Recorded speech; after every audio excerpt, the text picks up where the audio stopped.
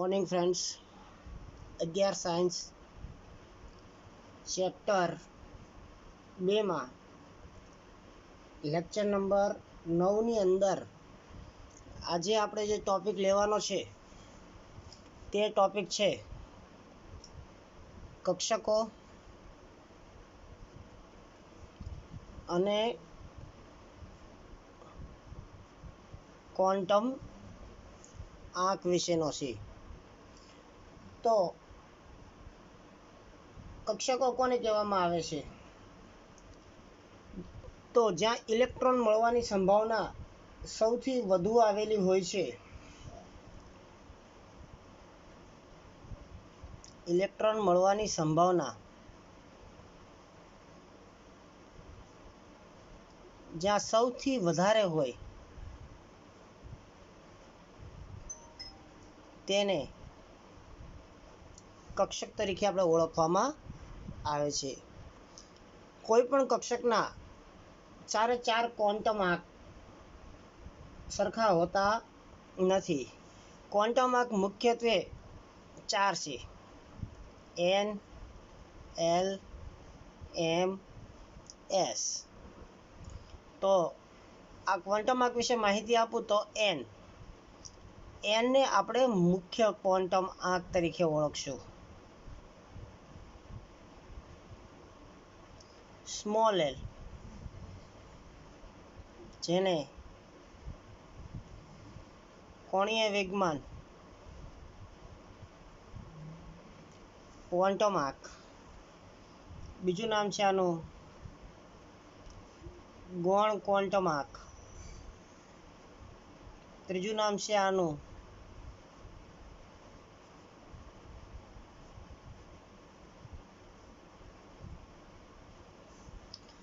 Azimuthal quantum આંક,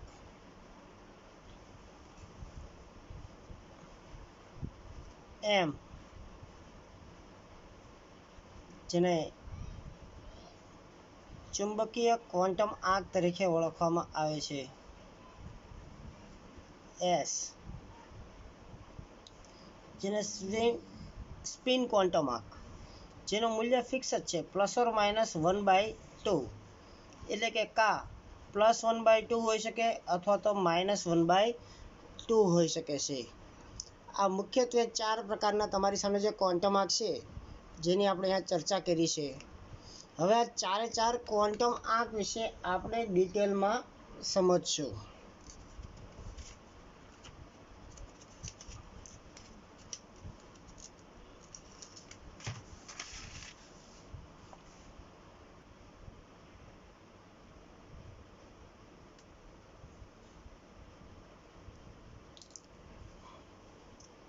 તો સૌથી પહેલાં હું મુખ્ય ક્વોન્ટમ આંક સમજાવીશ, જેને સંકેતમાં આપણે સ્મોલ એન વડે દર્શાવવામાં આવે છે. મુખ્ય ક્વોન્ટમ આંકનું મૂલ્ય હંમેશા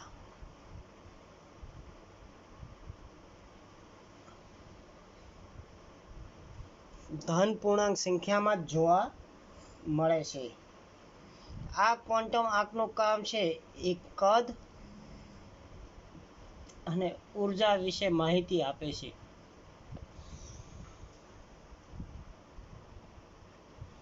મુખ્ય ક્વોન્ટમ આંક છે, જેમ કક્ષક વધે તેમ મુખ્ય ક્વોન્ટમ આંકનું મૂલ્ય પણ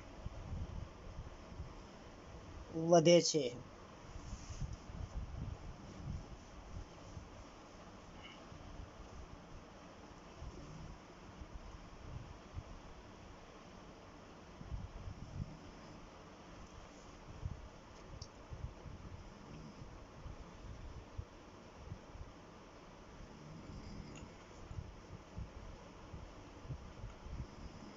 ધન પૂર્ણાંક સંખ્યા એટલે કે એનનું મૂલ્ય 1, 2, 3, 4 આવી રીતે એના મૂલ્યો આવેલા હોય છે.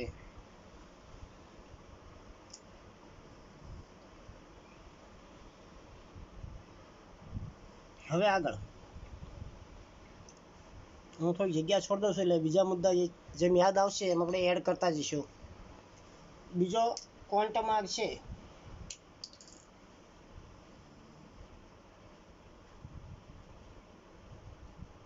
જેને આપણે કોણીય વેગમાન ક્વોન્ટમ આંક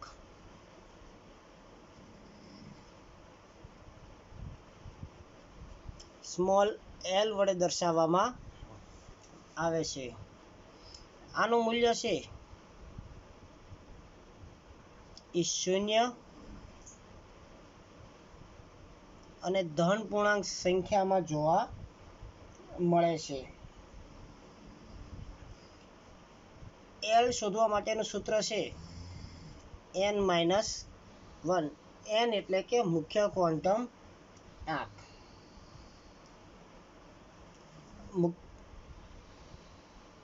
આ કોણીય વેગમાન ક્વોન્ટમ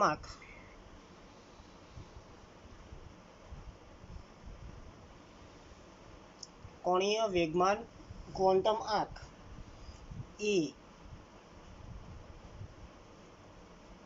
કક્ષકો દર્શાવે છે.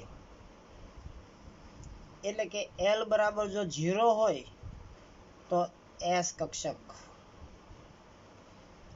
એટલે મેં કીધું કે 0 થી શરૂઆત થાય છે તો L બરાબર મેં 0 મૂક્યા. જો અહીંયા મેં 0 મૂક્યા તો એનો મતલબ એવો થઈ ગયો કે મુખ્ય ક્વોન્ટમ આંકનું મૂલ્ય જો અહીંયા 1 મૂકવામાં આવે તો 1 - 1 એટલે 0 થઈ જાય. હવે હું 1 મૂકું છું તો 1 - 1 એટલે 0 થઈ ગયું. હવે હું 2 મૂકું તો 2 - 1 એટલે L બરાબર 1. તો કઈ કક્ષક થઈ જશે? P કક્ષક. આવી રીતે હું આગળ શોધતો જાઉં.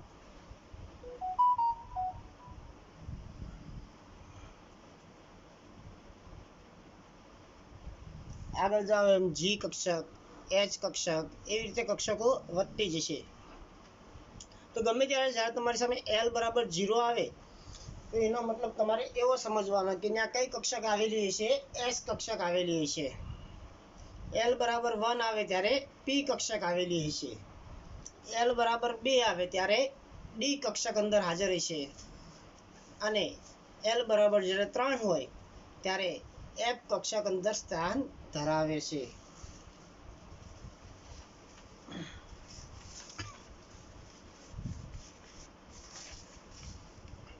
ત્યાર પછીની ત્રીજો ક્વોન્ટમ આંક સમજાવું છું. આ 4000 ક્વોન્ટમ આંક સમજી લેશો પછી તમને ખ્યાલ આવશે કે આ ક્વોન્ટમ આંકનું મહત્વ શું હતું.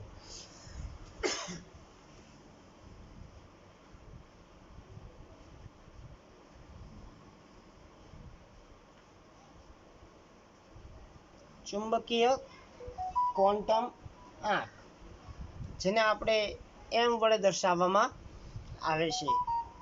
આનું મૂલ્ય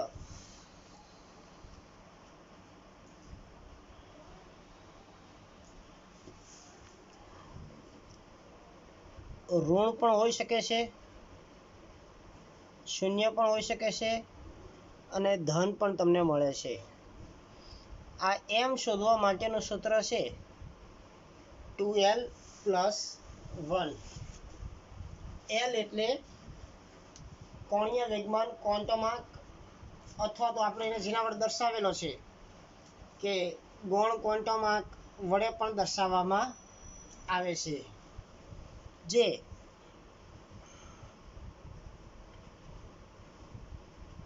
પેટા કક્ષકો દર્શાવે છે.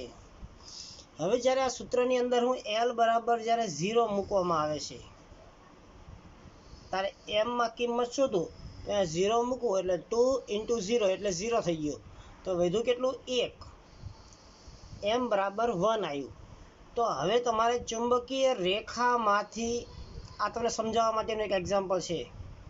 0 1 2 3 -1 -2 -3 આવી રીતે મેં એક સંખ્યા રેખા મેં દોરી. હવે ચુંબકની અંદર બે પ્રકારના ધ્રુવ હોય છે. એક ધ્રુવ હોય છે પ્લસ ને બીજો હોય છે માઇનસ. જ્યારે આ પ્લસ અને માઇનસ બંને ધ્રુવ બને ત્યારે જ ચુંબકની રચના થતી હોય છે. ચુંબકમાં કોઈ દિવસ એકલો પ્લસ પણ ન હોય કે એકલો માઇનસ પણ હોતો નથી. તો હવે આ એવું કહેવા માંગે છે કે એલ બરાબર મેં 0 કિંમત મૂકી આ સૂત્રમાં, તો એમ બરાબર 1 આવ્યા. તો એ 1 વેલ્યુ નથી લેવાની, એ તમને દર્શાવે છે કે આ ચુંબકીય રેખામાંથી એક વેલ્યુ પસંદ કરવાની છે. કેટલી વેલ્યુ? એક વેલ્યુ. એ એક વેલ્યુ એવી લેવાની છે કે જેથી ચુંબકીય ક્ષેત્ર નષ્ટ થાય નહીં. તો ધારો કે હું 1 લઉં +1, તો એ ચુંબકીય ક્ષેત્ર રહેતું નથી, કારણ કે સામે મારે -1 લેવા પડશે. 2 લઉં તો -2 લેવા પડશે.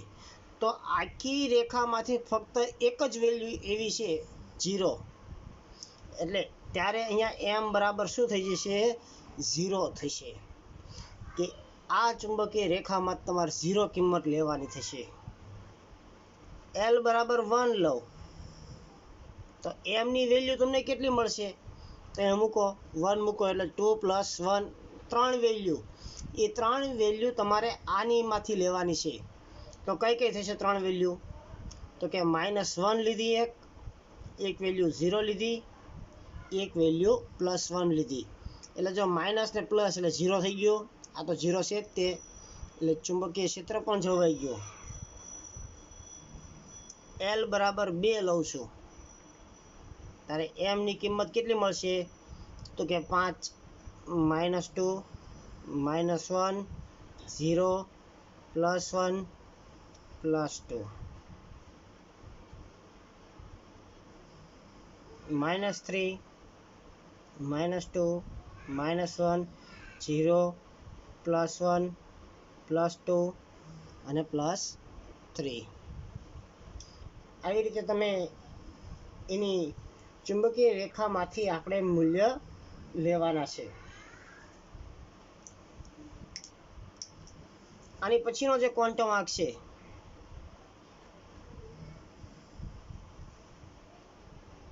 જે અગાઉ મેં વાત કરી કે સ્પિન ક્વોન્ટમ આંક. સ્પિન એટલે ભ્રમણીય ક્વોન્ટમ આંક, જેને આપણે એસ વડે દર્શાવવામાં આવે છે. મેં અગાઉ કીધું કે એની વેલ્યુ કાં +1/2 હશે કાં -1/2 હશે. તો જ્યારે ઇલેક્ટ્રોન છે એ વર્તુળાકાર માર્ગમાં ભ્રમણ કરતો હોય છે, તો એક ઇલેક્ટ્રોન જો આ બાજુ જશે તો એનું મૂલ્ય થશે +1/2, અને બીજો ઇલેક્ટ્રોન આ બાજુ જશે ઘડિયાળથી વિરુદ્ધ દિશામાં, એટલે એનું મૂલ્ય થાય છે -1/2.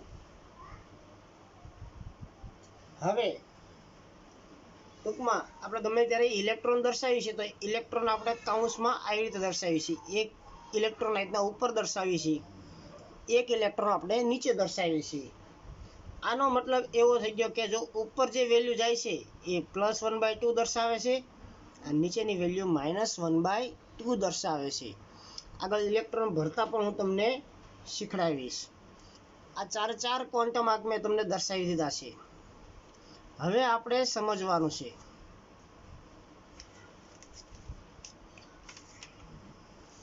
આમ જ તે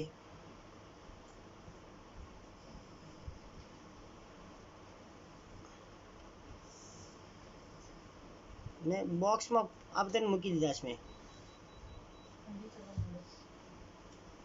જેમાં આ જે પેલું ખાનું છે એ px નું થશે, આ ખાનું py, આ ખાનું pz. આ ડી માટેની વેલ્યુ છે, dxy, dyz, dzx, dx² - y², અને છેલ્લી કક્ષક છે એ dz² વડે દર્શાવવામાં આવે છે. હું તમને સમજાવું કે ક્વોન્ટમ આંકનો ઉપયોગ ક્યાં થાય છે.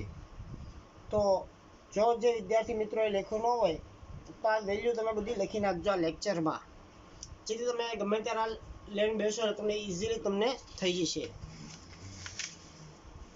ધારો કે તમને આવી રીતે કીધેલું હોય n l. અત્યારે હું 2 ક્વોન્ટમ આંક તમારી સામે સમજાવું છું, અને અહીંયા હું લખું છું કક્ષક લાસ્ટમાં.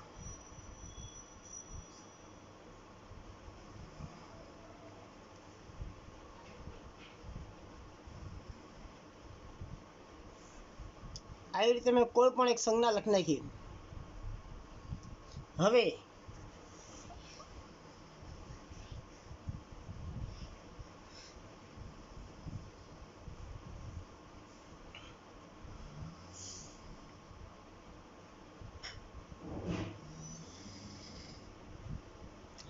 એલ ની કિંમત પણ મેં લખી નાખી છે.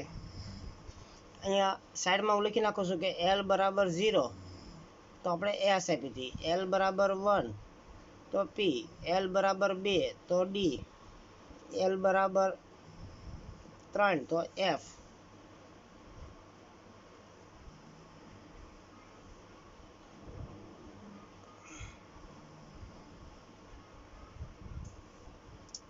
હવે આ વેલ્યુ મેં આગળ તમને સમજાવેલી છે, છતાં હું તમને દેખાડ દઉં કે એલ બરાબર 0 તો એસ, એલ બરાબર 1 તો પી, એલ બરાબર 2 તો ડી, એલ બરાબર 3 તો એફ.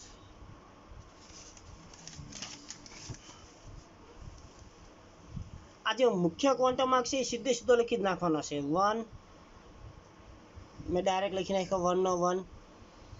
એલ બરાબર 0 કિંમત છે તો અહીંયા જોવાનું એલ બરાબર 0 કોના બરાબર છે તો કે એસ, તો એ લખી નાખવાનું 1 એસ કક્ષક થયા. આ એસ છે, 5 નથી, 1 એસ. હવે આવી રીતે જુઓ, અહીંયા 2 છે તો 2 ના 2 મેં એમ નામ લખી નાખ્યા. એલ બરાબર 1 છે તો 1 માટે કઈ કક્ષક આવશે ઉપર જુઓ તો કે 2 પી, 3 ડી, 4 પી, 5 ડી, 6 એફ, 5 પી, 4 ડી, 3 ડી અને 2 એસ. આ વેલ્યુના આધારે તમે આ કક્ષક નક્કી કરી શકો છો. હવે હું તમારી સામે એમ મૂકું છું. અહીંયા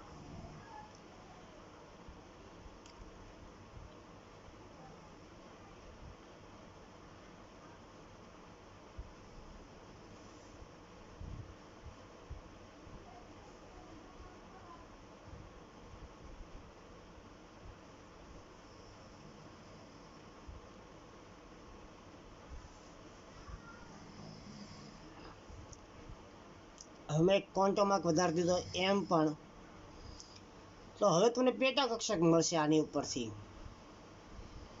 તો ચાલો, અગાઉના લેક્ચરમાં આપણે જોયેલું હતું, છતાં હું અહીંયા લખી નાખું છું. એક એમની વેલ્યુ 0 હતી, એક એમની વેલ્યુ -1 0 +1 હતી, એક એમની વેલ્યુ -2 -1 0 +1 +2 હતી. આની માટેની જે વેલ્યુ હતી એ px હતી, આ py, આ pz, આ તો dxy, dyz, dzx, dx² - y² અને dz².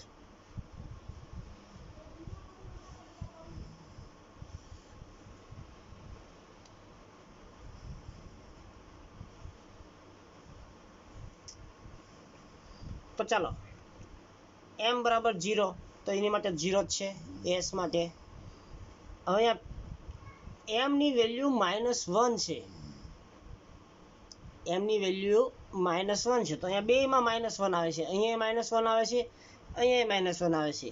તો એ આપણને આ ક્વોન્ટમ આંકે શીખડાવ્યું છે કે અહીંયા આપણે કઈ આવી છે, પી કક્ષક આવેલી છે. તો પી કક્ષકમાં -1 વેલ્યુ કોની છે ચેક કરો હાલો. તો કે પી કક્ષક અહીંયા છે, px py pz, એમાં માઇનસ વેલ્યુ છે એ px ની છે. કોની છે તો આ છે 2px. હવે અહીંયા ડી કક્ષક આપણે શોધી નાખી છે અગાઉની રીતે.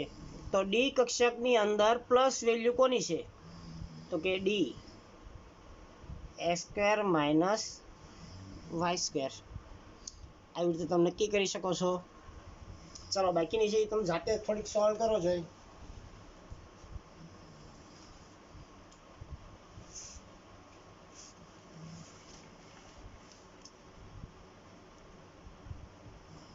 આવી રીતના આનાથી ઊંધી ગણતરી તમારી સામે મૂકું છું કે 5d x² - y² માટે ચારેય ક્વોન્ટમ આંક ગણો. આ એક પ્રશ્ન મૂકો. તો ચાલો ચારેય ક્વોન્ટમ આંક કયા કયા ગોતવાના છે? n, l, m અને s. તો અહીંયા આગળ 5 લેખાશે એટલે મુખ્ય ક્વોન્ટમ આંક સીધે સીધો મેં લખી નાખ્યો 5. હવે ડી કક્ષક છે તો ડી કક્ષક માટે l ની વેલ્યુ કેટલી થશે? તો કે 2 થાય છે. m x² - y² છે. x² - y² કોનું છે? તો કે 1. આની વેલ્યુ ±1/2. આનાથી આમે પૂછી શકે અને આમ પણ પ્રશ્નો તમારી સામે બનતા હોય છે. મોટાભાગે JEE નીટની અંદર અને બોર્ડમાં આ ક્વોન્ટમ આંકના પ્રશ્નો બહુ પૂછાય છે, એટલે આ આપણે તૈયાર કરવા પડશે. આ ઉલટ સુરત મેં શીખડાયું. હવે ઉર્જાની ગણતરી કરતા તમને હું શીખડાવું છું.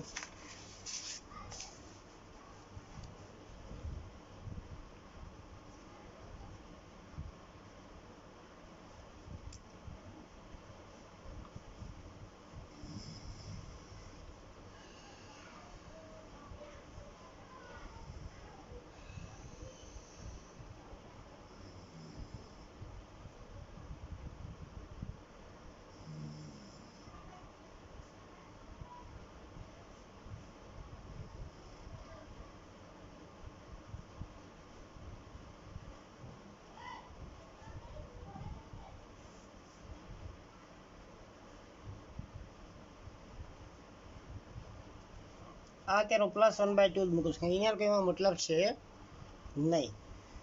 આ ચારેયમાં સૌથી વધુ ઉર્જા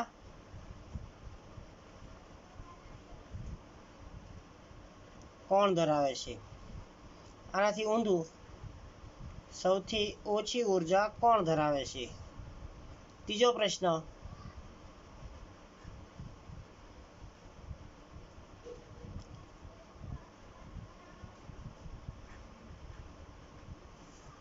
ઉર્જાને આધારે ઉતરતો ક્રમ તમારે આપવાનો છે. તો આવા જુદા જુદા પ્રશ્નો તમારી સામે પૂછાઈ શકે છે.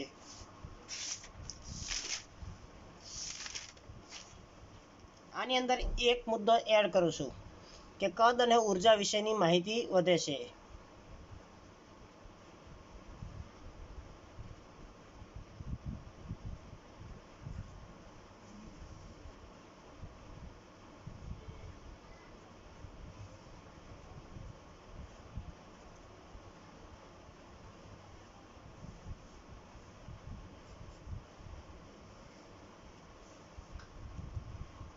આ બે મુદ્દા એડ કરજો. n નું મૂલ્ય વધે તેમ ઉર્જા વધે.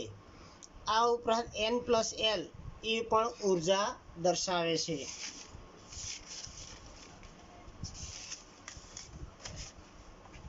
તો ચાલો તમને 30 સેકન્ડ જેવો ટાઈમ આપું છું. આ બધાની તમે કક્ષકો લખી નાખો. આ બધાની કક્ષકો અગાઉ મેં તમને શીખડાવી એવી રીતના.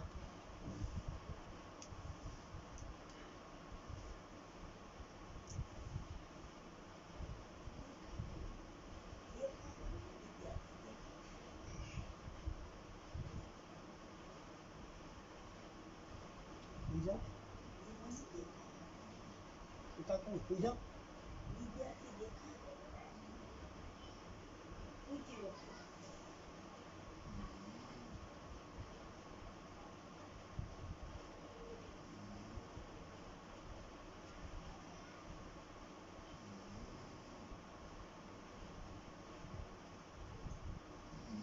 હવે લગભગ વિદ્યાર્થીઓ તમે કામ કરી નાખ્યું હશે. જો ન કર્યું હોય તો આ વિડીયોને પોઝ કરીને પહેલાં આની કક્ષકો શોધતા શીખી જજો, પછી તે આ વિડીયોને પ્લે કરીને આગળ તમે ગણતરી શીખજો.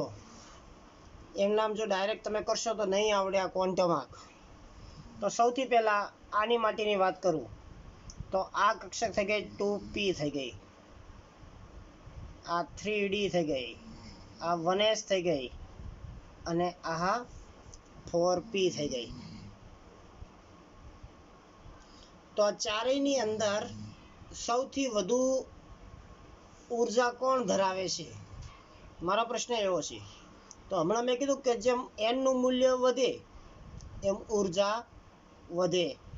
તો આમાં સૌથી વધારે એનનું મૂલ્ય ક્યાં છે? તો કે આનું છે. તો સૌથી વધુ ઉર્જા કોણ ધરાવશે? તો કે 4p ધરાવશે. સૌથી ઓછી ઉર્જા કોણ ધરાવશે?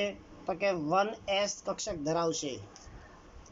ઉતરતો ક્રમ કીધો છે, તો ઉતરતા ક્રમનો મતલબ એવો થાય કે વધુ ઉર્જાથી તમારે ઓછી ઉર્જા તરફ ગતિ કરવાનું છે. તો 4p is greater than 3d is greater than 2p is greater than 1s. આ તમારો ઉર્જાનો ક્રમ થઈ ગયો. તો આ એમસીક્યુ તમને ખ્યાલ આવી ગયો હશે.